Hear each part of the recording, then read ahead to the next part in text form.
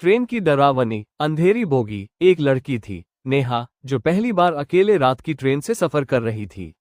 वो मुंबई से भोपाल जा रही थी और उसकी ट्रेन रात 11:30 बजे सीएसटी स्टेशन से छूटने वाली थी।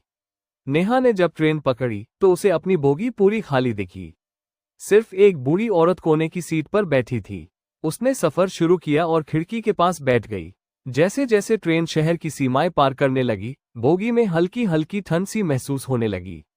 ऐक बंद था, फिर भी नेहा को ठंडी हवा लग रही थी।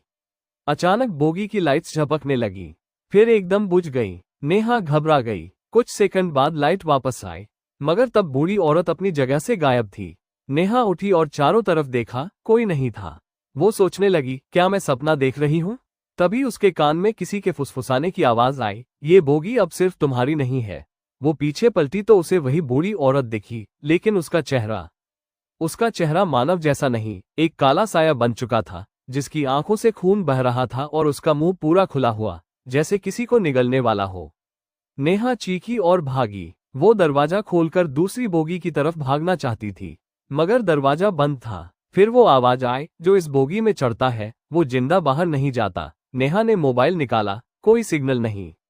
और तभी उसे बोगी की छत पर कुछ चलने की आवाज आने लगी, जैसे कोई छिपकली की तरह दीवारों पर रेंग रहा हो। बोगी के शीशों में अचानक उस बूढ़ी औरत की परछाइयां उभरने लगी, हर शीशे में एक अलग डरावना रूप।